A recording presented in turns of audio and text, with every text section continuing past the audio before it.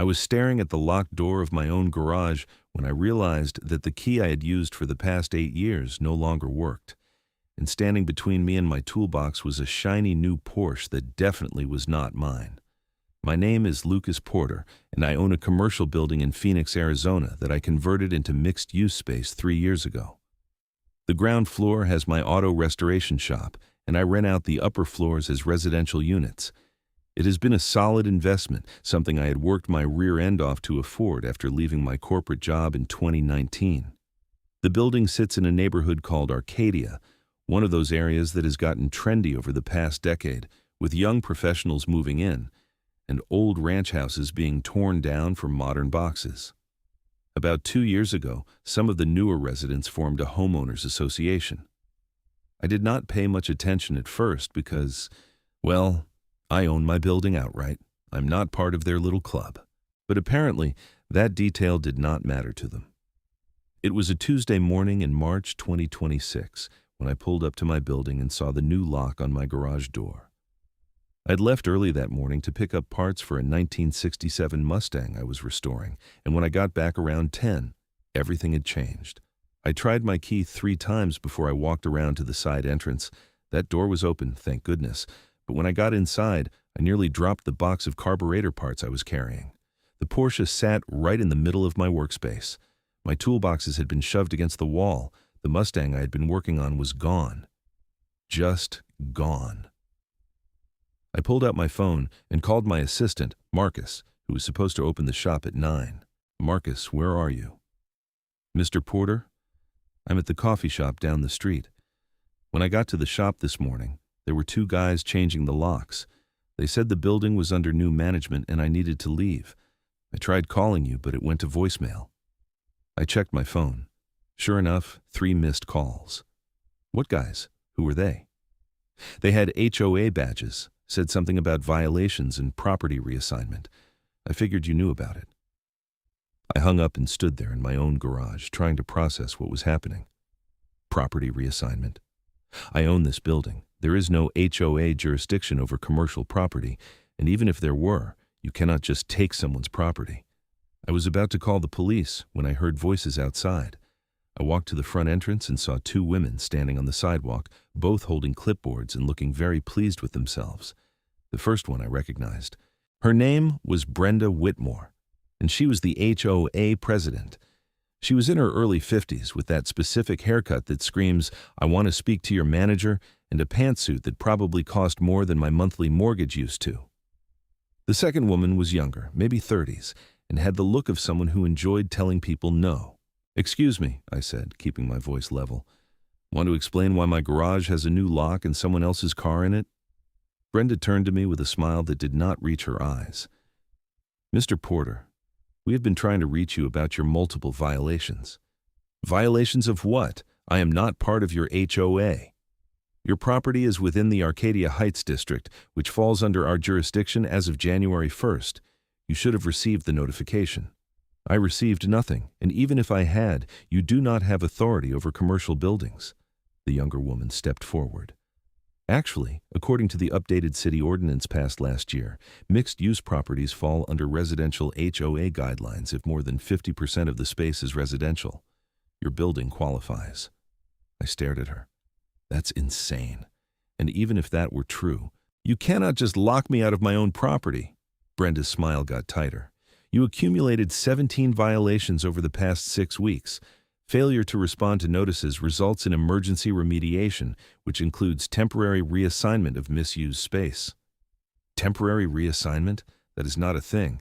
You cannot reassign someone's property. We can when that property poses a safety hazard and operational disruption to the community. Your garage has been cited for noise violations, improper storage of hazardous materials, and unauthorized commercial activity in a residential zone. I felt my blood pressure rising. This is a commercial building. I run a legal business with all the proper permits and licenses. Had, Brenda corrected. Your business license was revoked this morning after our formal complaint to the city. That stopped me cold. What? The city agreed that your operation was in violation of several codes. You will receive official notification within 3 business days.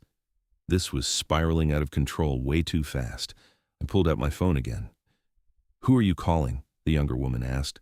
"Police. You have broken into my property and stolen my vehicle." Brenda laughed. Actually laughed. "The police are already aware of the situation. We coordinated with them this morning. Everything we have done is within legal bounds." I dialed anyway. When the dispatcher answered, I explained the situation as calmly as I could. "Sir, do you have documentation proving ownership of the building?" she asked. "Of course I do. It is at my office upstairs." "I will send an officer to take a report, but if there is a dispute about property access, this might be a civil matter." "They stole my car." "Is the vehicle registered to you?" "Yes." "What make and model?" "A 1967 Ford Mustang, blue with white racing stripes. It is a restoration project." "I will have an officer come by within the hour." I hung up and turned back to Brenda. "Where is my car?" "In secure storage. You can retrieve it once you have paid the outstanding fines and completed the remediation requirements." "How much are the fines?" $8,500, plus storage fees of $100 per day. I actually laughed at that. "You are out of your mind if you think I am paying that. Then your vehicle will remain in storage." "Whose car is in my garage?" For the first time, Brenda's expression shifted slightly. "That vehicle belongs to Tyler Whitmore. He needed a secure place to keep it while his own garage is being renovated." The name clicked. "Your son?" "That is irrelevant." "Like hell it is. You kicked me out of my own garage to give your son a free parking space." The younger woman jumped in. "The space was reassigned based on community need and proper utilization standards." "Community need? It is a Porsche." A Phoenix police cruiser pulled up before Brenda could respond. The officer who got out was young, probably mid-20s, and looked like he really did not want to be there. "Someone called about a property dispute?" he asked. I stepped forward. "Officer, I own this building. I have owned it for 8 years. This morning, the HOA changed my locks, moved my car, and put someone else's vehicle in my garage without my permission." The officer looked at Brenda. "Madam, the HOA executed a legal property remediation based on code violations and safety concerns. We have all the documentation." "Do you have a court order?" the officer asked. Brenda hesitated for half a second. "We are operating under emergency provisions outlined in the HOA bylaws and supported by city ordinance." "So no court order," the officer said. He turned to me. "Do you have proof of ownership?" "Upstairs in my office. I can get it right now." "Please do." I went up to my office on the second floor, grabbed the deed and my business license from the file cabinet, and came back down. The officer looked over the documents carefully. "This shows you own the building," he said, "and your business license is current through December." "The city revoked it this morning," Brenda said quickly. "Do you have documentation of that?" the officer asked her. "It is being processed." "So as of right now, he has a valid business license and owns this property. The HOA has authority. Madam, HOAs do not supersede property ownership. If you have a dispute, you need to go through the courts. You cannot just lock someone out of their own building." Brenda's face was turning red. "We followed proper procedure." "Did you have a court order, or did a judge authorize this action?" Silence. The officer turned to me. "Sir, this is your property. You have every right to access it. If they have changed the locks, you can change them back or have a locksmith open them." "What about my car?" I asked. "Where is the vehicle now?" the officer asked Brenda. "In secure storage." "What storage facility?" More silence. "Madam, if you have taken his vehicle without authorization, that is theft. I need to know where it is right now." The younger woman pulled out her phone and whispered something to Brenda. Finally, Brenda said, "It is at Secure Store on Indian School Road." "I want it back today," I said. The officer nodded. "You will need to retrieve it. If they refuse to release it, call us again and we will handle it as a stolen vehicle case." Brenda looked like she wanted to argue but thought better of it. The officer gave me a case number and told me to call if there were any more problems. After he left, Brenda and her associate walked away without another word. I called a locksmith, who showed up within 30 minutes and had the garage door open in 10. The Porsche was still sitting there, gleaming and completely out of place among my tools and equipment.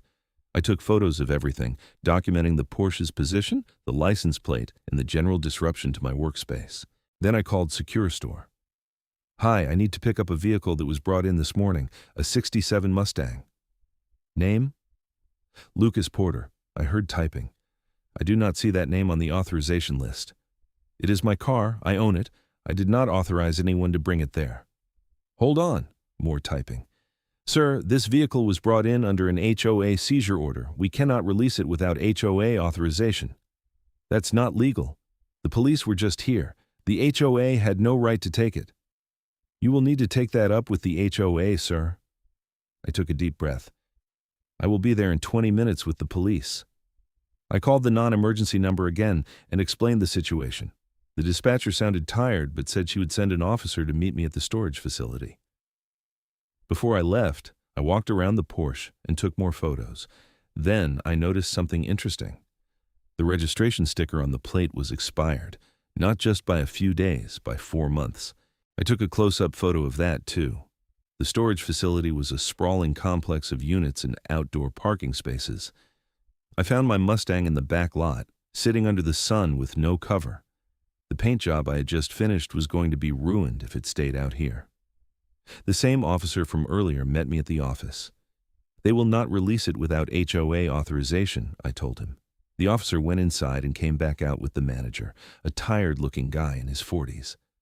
The vehicle belongs to him, the officer said, showing my registration. Release it. The HOA said, the HOA does not have legal authority to seize private property without a court order. Release the vehicle now, or I will have to file a report for possession of stolen property. That did it. The manager printed out a release form, had me sign it, and gave me the keys. I drove the Mustang back to my shop, parked it inside, and then went to deal with the Porsche. I called a towing company. I need a vehicle towed from my property. What is the address? I gave it to them. We can be there in about an hour.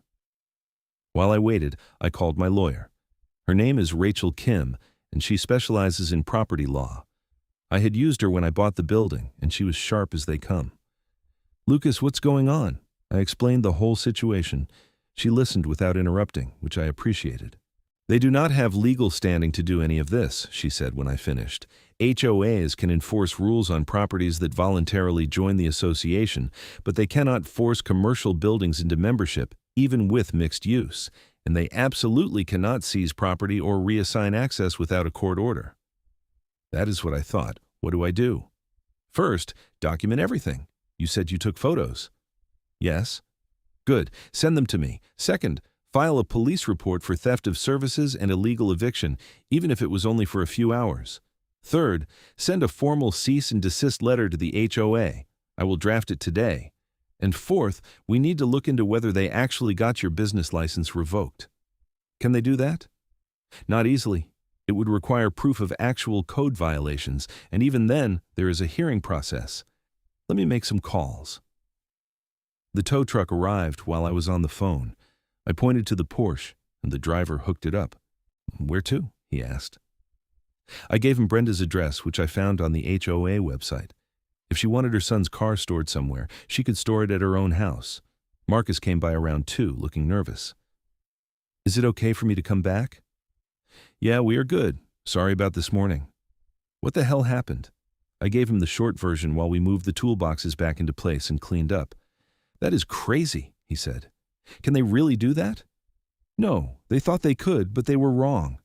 My phone rang. It was a Phoenix number I did not recognize. Mr. Porter, this is Sergeant Ramirez with the Phoenix Police Department. I understand you have been having issues with your local HOA. That is putting it mildly. I wanted to follow up on the report from this morning. The officer noted some concerns about the HOA's actions. Can you come down to the station and file a formal complaint? About what specifically? Theft, trespassing, and potentially extortion. What they did this morning could constitute several crimes. That surprised me. The first officer made it sound like a civil issue. The initial report did, but after reviewing it with my supervisor, we think there are criminal elements. Also, we got a call from Brenda Whitmore claiming you stole her son's vehicle. I actually laughed. I had it towed off my property. That's what I figured, but I would like to get everything documented properly. Can you come in?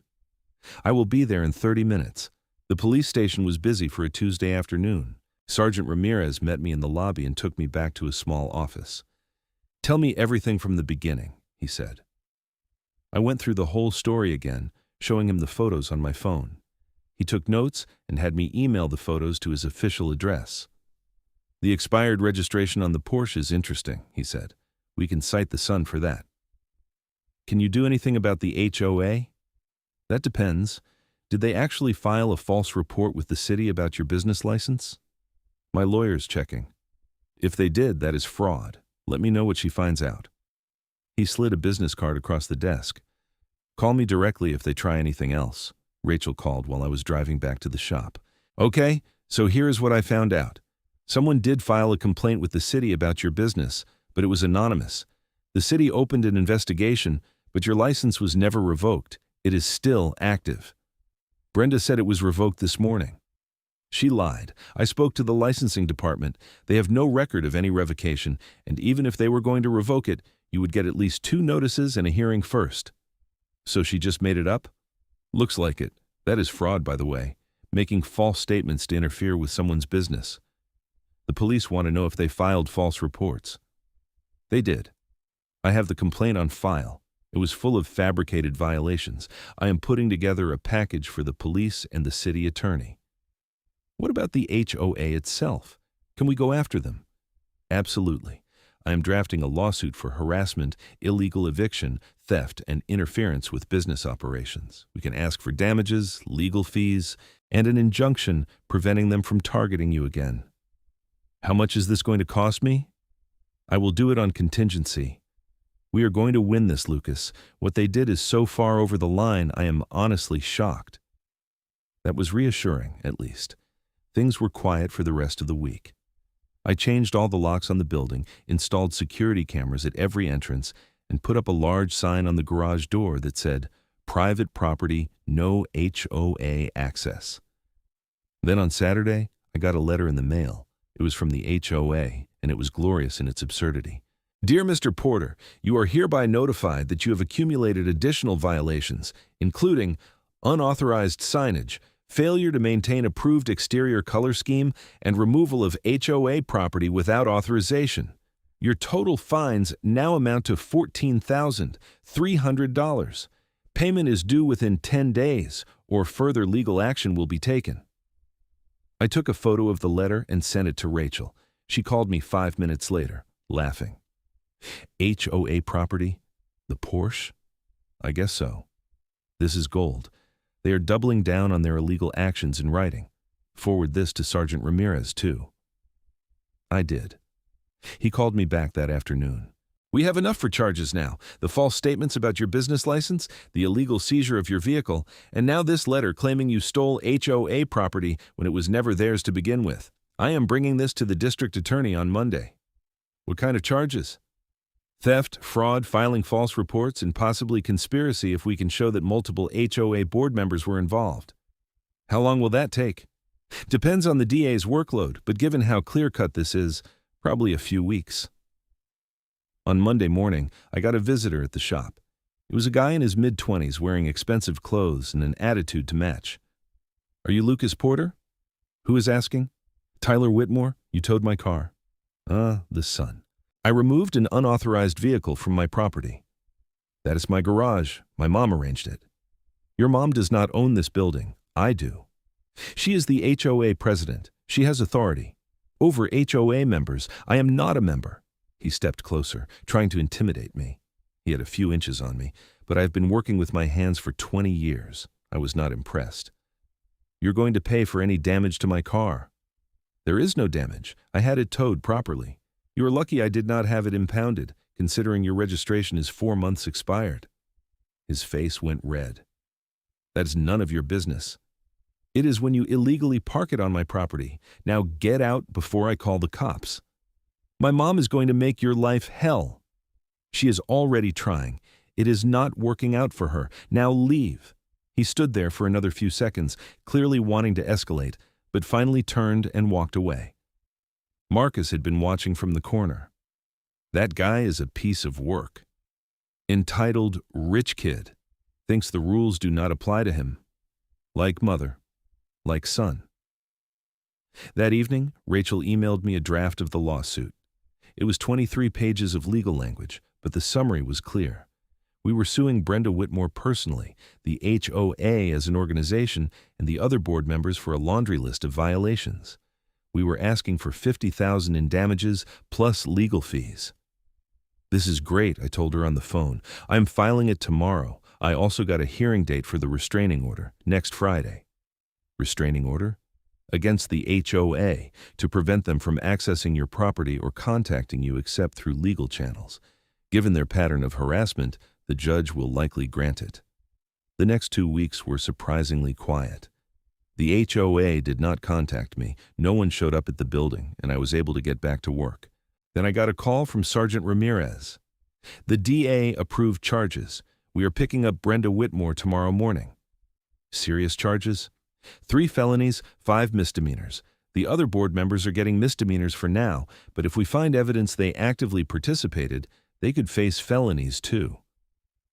I felt a weird mix of satisfaction and disbelief. This had escalated way beyond what I expected. The arrest made the local news. HOA president arrested for property theft and fraud was the headline.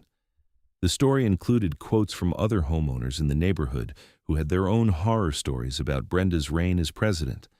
One guy said she'd fined him $5,000 for painting his house the wrong shade of beige. A woman said the HOA had her car towed 3 times from her own driveway because they claimed it was unsightly. Another couple said they were forced to remove a vegetable garden from their backyard because it was not aesthetically consistent with community standards. A reporter called me for comment, but Rachel advised against talking to the press until after the trial. The restraining order hearing was straightforward. Rachel presented all the evidence, including the photos, the letters, and the police reports. The HOA's lawyer, a nervous-looking guy who clearly had not been briefed on the full situation, tried to argue that it was all a misunderstanding. The judge was not having it. "Let me make sure I understand," she said. "Your client changed the locks on this man's business, seized his vehicle, and then claimed he stole property that was never hers to begin with?" "Your Honor, the HOA believed it was acting within its authority." Believing you have authority and actually having it are 2 different things. This is one of the most egregious cases of HOA overreach I have seen. The restraining order is granted. The HOA and all its board members are prohibited from contacting Mr. Porter or accessing his property for any reason.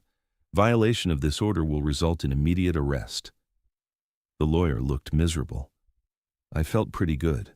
The criminal trial for Brenda started in late May. I had to testify, which was nerve-wracking but also satisfying. I told the jury exactly what happened, showed them the photos, and explained how the HOA had disrupted my business. The prosecutor also brought in an expert on HOA law who testified that nothing the HOA did was legal. Not the lock change, not the vehicle seizure, not the fines, nothing. Brenda's defense was basically that she had believed she was acting within the HOA's authority and had not intended to commit any crimes. Her lawyer argued that this was a civil dispute that had been wrongly criminalized. The jury did not buy it. After less than 3 hours of deliberation, they found her guilty on all counts. The judge sentenced her to 18 months in prison, 5 years probation, and restitution of $12,000 to cover my legal fees and lost business. The other board members got probation and community service. The civil lawsuit settled a week later. The HOA's insurance company offered $40,000 to make it go away. Rachel advised me to take it. "We could probably get more if we went to trial, but this is a solid offer and it is guaranteed money." I agreed. The check arrived in June. By July, the HOA had dissolved entirely. Too many homeowners were fed up, and without Brenda running things, it just fell apart. The neighborhood actually got more peaceful after that. People still took care of their properties, but there was no one sending out nasty letters about trash cans being visible from the street or fining people for having the wrong mailbox. Tyler Whitmore got cited for the expired registration and had to pay a fine. I heard through the neighborhood grapevine that he moved out of the area entirely, which was fine by me. My shop is doing great. The publicity from the case actually brought in more customers. Apparently, people liked the idea of supporting a business that stood up to HOA tyranny. Marcus and I finished the Mustang restoration in August. It sold for $80,000 to a collector in Scottsdale. I framed the news article about Brenda's arrest and hung it in my office right next to my business license. Every time I see it, I am reminded that sometimes standing up for yourself is absolutely worth the trouble. The whole experience taught me a few things. First, always document everything. Those photos I took saved me in court. Second, know your rights. If I had not pushed back immediately, the HOA might have gotten away with it. And third, bullies back down when you stand up to them, especially when the law is on your side. I still get the occasional email from homeowners in other states who heard about the case and are dealing with their own HOA nightmares. I always tell them the same thing. Get a good lawyer, document everything, and do not let them intimidate you. As for Brenda, last I heard she got out of prison after serving 11 months and moved to California. I have not heard from her since, and I hope it stays that way. The building is doing great. All the residential units are rented, the shop is busy, and I even expanded into the space next door. No HOA is going to tell me what I can or cannot do with my own property. It is a good reminder that in America, property rights still mean something. You cannot just take what is not yours, no matter how official you think your title is. And when someone tries, there are systems in place to stop them. The funny thing is, I never set out to be some kind of anti-HOA crusader. I just wanted to run my business in peace. But when they came after me, I had no choice but to fight back. And I'm glad I did. Looking back, the whole thing seems almost surreal. The idea that a homeowners association president thought she could just hand my garage over to her son like it was hers to give away is insane. But that is what happens when people get a little bit of power and no accountability. The restraining order is still in effect, by the way. It is permanent. So even if the HOA somehow reorganized, they could not come after me. That gives me peace of mind. I have thought about writing a book about the experience, but honestly, I am just happy to move on. The case is closed, justice was served, and life is back to normal. Well, mostly normal. I did install about 10 more security cameras than I probably need, and I check the locks every night before I leave. Old habits from dealing with the HOA, I guess. But overall, things are good. The shop is thriving, my tenants are happy, and I own my building free and clear with no one trying to take it from me. And that Porsche? Tyler eventually came back for it with a police escort after his mom's trial, once he had paid to get his registration current. He did not say a word to me, just loaded it on a trailer and left.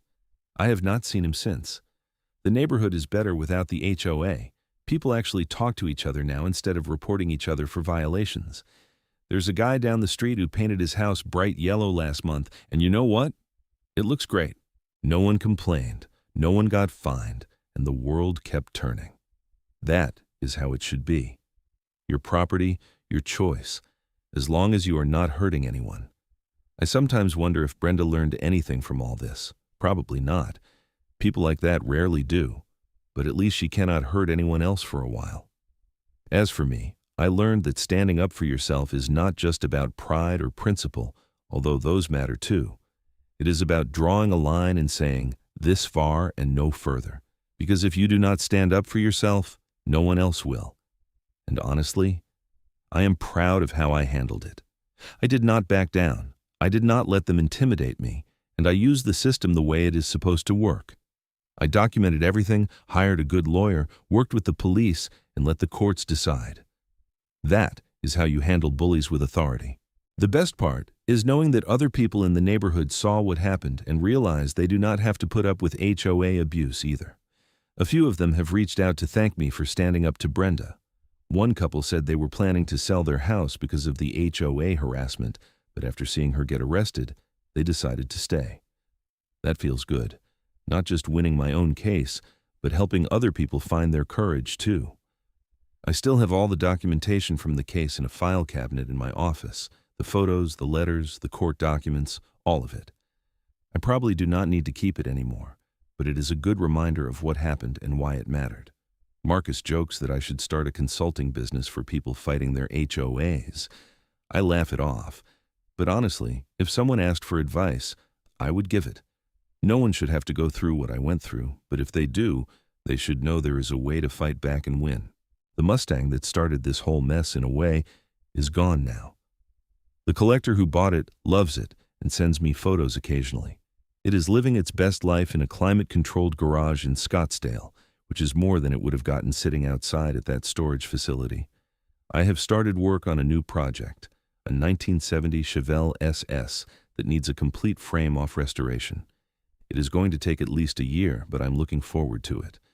There is something satisfying about taking something broken and making it beautiful again. Kind of like what happened with my building and the neighborhood, when you think about it. The legal fees from the case were substantial, even with Rachel working on contingency. But between the settlement and the restitution from Brenda, I came out ahead financially.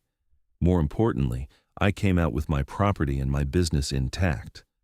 I've also become a lot more careful about who I rent to. I make sure every tenant understands that there is no HOA and that I am the landlord, not some board of busybodies. So far, everyone has been cool with that. One of my tenants, a teacher named Sarah, told me she specifically chose my building because she heard about the HOA case and wanted to live somewhere without that kind of interference. That made me smile. The garage door that Brenda had rekeyed, I replaced it entirely with a commercial-grade rolling door that has a security system built in. If anyone tries to mess with it, I get an alert on my phone immediately. It cost a fortune, but it is worth the peace of mind. I also joined a local business association to stay informed about any changes to zoning laws or city ordinances. I am not going to get blindsided again by some regulation I did not know about. The building's exterior still looks the same as it did before all this happened, except now I have cameras visible at every corner. I want people to know they are being recorded. It is a deterrent, and it works. I have not had any problems since the trial ended. No mysterious letters, no attempted lockouts, no harassment, just normal business operations and happy tenants. Sometimes I drive past Brenda's old house, which is for sale now. The yard is overgrown and the house looks sad. I do not take any pleasure in that, but I do not feel bad about it either. She made her choices, and there were consequences. Tyler's house in the neighborhood sold a few months after the trial. Good riddance to both of them. The local news did a follow-up story on HOA reform after Brenda's case. Apparently, there's a movement in Arizona to pass laws limiting HOA authority and creating more oversight. I gave an interview for that story, with Rachel's approval. The reporter asked me what I wanted people to learn from my experience. Know your rights, I said, and do not let anyone, not even an official-sounding organization, push you around. If something feels wrong, it probably is. Trust your gut and stand your ground. That interview got shared around social media quite a bit. I got messages from people all over the country who were dealing with similar situations. I tried to respond to as many as I could, offering advice and encouragement. It felt good to turn a negative experience into something positive for other people. The Arcadia neighborhood itself has changed since the HOA dissolved. There is more variety in how people maintain their properties, but honestly, it looks better. More personality, less cookie-cutter perfection. There is a house 3 blocks away that put up solar panels last month. Under Brenda's HOA, that would have been impossible. Now it is just a homeowner making a smart choice for their energy bills. That is how it should be. I have also noticed more small businesses opening in the area. I think people feel more confident investing here now that there's not an HOA ready to harass them over every little detail. My shop has become kind of a local landmark. People bring their kids by to see the classic cars I'm working on. I do not mind. It is good for business and good for the community. Marcus got a raise and a promotion. He is now my shop manager, which means he handles most of the day-to-day operations while I focus on the actual restoration work. It is a better division of labor, and he has earned it. We hired 2 more people, a mechanic named Frank and a part-time detailer named Jenny. The business is growing, and it's exciting. I paid off the rest of my building loan with part of the settlement money. Owning it free and clear feels amazing. No mortgage, no debt, just pure ownership. That is something Brenda could never take away, no matter how hard she tried. I framed the deed and hung it in the shop, right where everyone can see it. It is a reminder and a statement. This is mine. You cannot take it. Looking back on everything that happened, I realize how easily it could have gone differently. If I had not documented everything, if I had not hired Rachel right away, if I had not pushed back immediately, the HOA might have gotten away with it. That is a scary thought. How many people have been bullied by their HOAs and just gave up because fighting back seemed too hard? I am glad I did not give up. I am glad I fought back, and I'm glad justice was served. The criminal justice system worked the way it is supposed to. The civil courts worked the way they are supposed to. Property rights were upheld. That is how America is supposed to function. It is not perfect, and it took time and money and stress, but in the end, the right outcome happened. I have a lot more respect for police officers and lawyers now. The people who helped me through this process were professional, competent, and genuinely cared about doing the right thing. Sergeant Ramirez still stops by the shop occasionally to see what I am working on. He is a car guy himself, which makes sense. We have become friendly, and it is nice to have a cop who knows my situation and has my back. Rachel has become a friend too. We grab coffee sometimes and talk about cases she is working on, mostly other HOA disputes. Apparently my case opened the floodgates. She is busier than ever. I refer people to her all the time. If you are in Arizona and having HOA problems, she is the lawyer you want. The whole experience made me appreciate what I have. My business, my building, my freedom to run things the way I want. Those are valuable things worth fighting for. It also made me more aware of how vulnerable small business owners are to this kind of harassment. We do not have the resources of big corporations, but we also do not have the protections of regular employees. We are out here on our own, and we have to be ready to defend ourselves. That is why documentation is so important. That is why knowing your rights is so important. That is why having a good lawyer on speed dial is so important. I have all three now, and I sleep better because of it.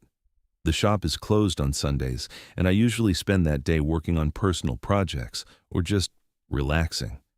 But I always walk through the building, checking on things, making sure everything is secure.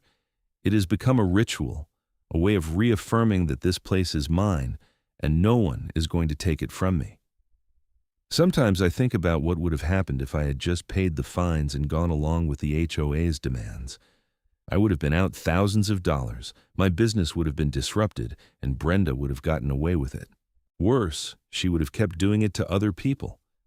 By standing up to her, I did not just protect myself, I protected everyone else she would have targeted next. That is a good feeling. Being part of the solution instead of just another victim. The neighborhood kids have started calling my shop the cool car place. Parents bring them by to look at whatever I'm working on. I do not mind. It is good for them to see that you can make a living doing something you love. I try to teach them a little bit about the cars, the history, the engineering. Some of them are genuinely interested. Maybe one of them will grow up to be a mechanic or a restorer. That would be cool. The Chevelle project is coming along nicely. I've stripped it down to the frame, and I am rebuilding everything from the ground up. It is a massive amount of work, but it is going to be stunning when it is done.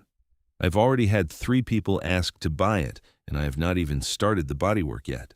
Classic cars are hot right now, and my reputation has only gotten stronger since the case. People know I do quality work, and they know I am someone who stands by his principles. That matters in business. I have thought about expanding into a second location, maybe something in Scottsdale or Tempe. But for now, I am happy where I am. This building, this neighborhood, this business, it is all working. Why mess with success? Marcus asked me the other day if I ever regretted buying the building, given all the trouble it caused with the HOA. Not for a second, I told him. This place is mine. I built this business from nothing. Some HOA president with delusions of grandeur was not going to take that away from me. He nodded. You're kind of a legend now, you know. I laughed. I'm just a guy who would not back down. That is what makes you a legend. Maybe he is right. I do not know. I do not think of myself that way. I am just Lucas Porter, a guy who owns a building in Phoenix and restores classic cars. I am not special. I just refuse to be a victim, and really, that's all it takes. Refusing to be a victim, refusing to let bullies win, refusing to give up what is rightfully yours. If more people did that, HOAs would not be able to get away with half the things they do. The summer heat in Phoenix is brutal, but the shop stays cool thanks to the industrial air conditioning I installed last year. It is one of the best investments I ever made. Working on cars in 115-degree heat is miserable. Working in a cool shop is actually enjoyable. I have got a good life, a thriving business, a building I own outright, good employees, happy tenants, and a neighborhood that is better off without an oppressive HOA. Could not ask for much more than that. Well, maybe I could ask for Tyler and Brenda to never come back to Arizona. That would be nice, but even if they did, I am not worried. I have cameras, I have lawyers, I have the police on my side, and I have a restraining order. They would be stupid to try anything. And if they did, I would handle it the same way I handled it before. Document, lawyer up, and let the system work. It worked once. It would work again. But I do not think it will come to that. I think they learned their lesson, or at least they learned that I am not someone they can push around. That is good enough for me.